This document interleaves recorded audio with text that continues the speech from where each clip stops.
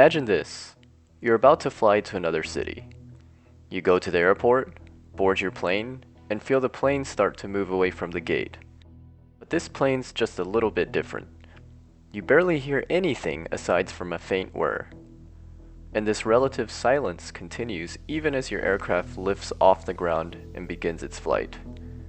You land at your destination and look at a screen in front of you, showing how many CO2 emissions have just been released as a result of your travel. 0. This is the future of air travel. Electric aircraft. Air travel today accounts for nearly 3% of the world's total CO2 emissions each year. Doesn't sound like a lot? Well, to put it in perspective, this is more than the entire continent of South America contributes to that figure each year. And as the world relies more and more on air travel, this figure is only set to increase.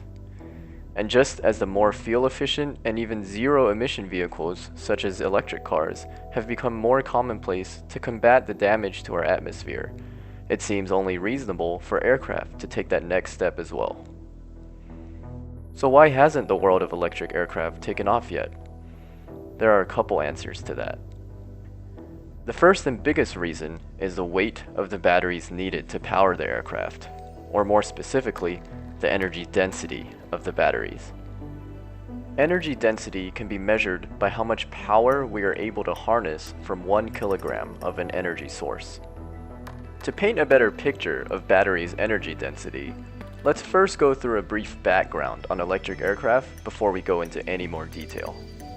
The first full-sized manned aircraft to be solely electrically powered, the Britschka HB-3, made its maiden flight in 1973, powered by a large nickel-cadmium battery.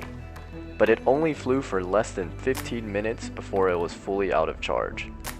Later, with the introduction of lithium-ion batteries, which is the same type of battery that you might find in your phone and laptop, the amount of energy capable of being stored was increased by a factor of over 5.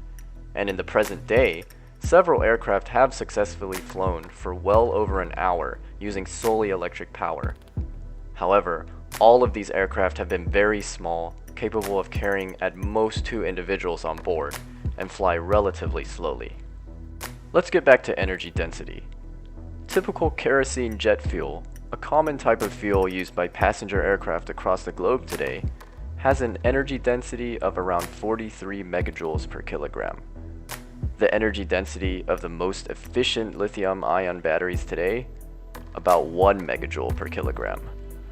Okay, so why don't we just put 43 of those less powerful batteries in the aircraft to match the efficiency of fuel then? Well, let's take a look at the following equation. As you can see, if we focus on the mass of the aircraft in this equation, if we were to increase this mass by even say doubling it, the amount of power required to propel that doubled mass would increase by a factor of 4. Not to mention, adding that much weight would drastically shift the center of mass and balance of the aircraft, diminishing or even eliminating its capability to stay airborne at all.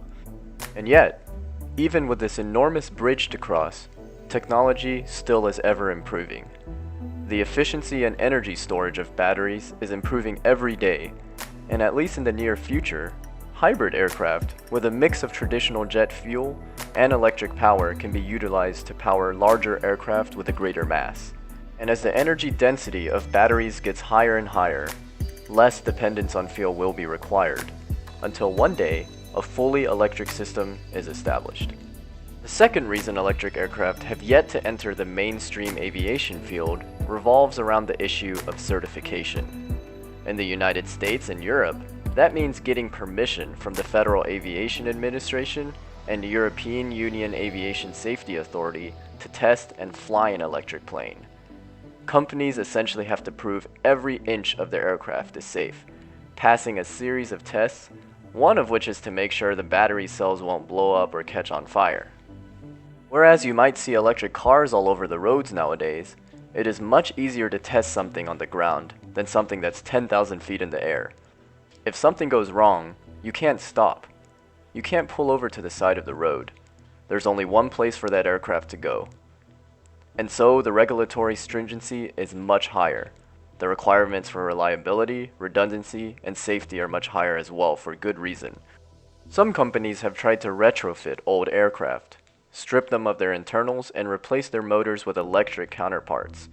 This seems to have been able to bypass many of the FAA and EASA's stringent regulations, as the airframe that they're retrofitting has already been tested and approved previously. But unfortunately, as you can probably imagine, none of these aircraft were built with the idea that its entire motor assembly would be taken out from it and replaced with an enormous battery and completely separate motor. This has resulted in non-ideal flight characteristics in many situations. And thus, several companies such as eFan-X, Zunum, Wright Electric, and Airbus are all working on new projects starting from scratch to make their mark on aviation history. The current COVID-19 crisis has shown us how quickly a local plague can turn into a global pandemic, and the necessity of self-isolation to prevent its spread.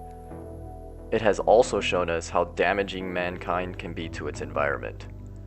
Satellite imagery of CO2 emissions taken from before the virus began to spread and lockdown measures enforced, compared to current day emissions, paint the picture clear as day. And so, the question has been asked, what has stopped the most since everyone went into isolation? Air travel. Air travel with huge gas-guzzling and CO2-emitting aircraft. Now, more than ever, is the need for an alternative method of flight more evident.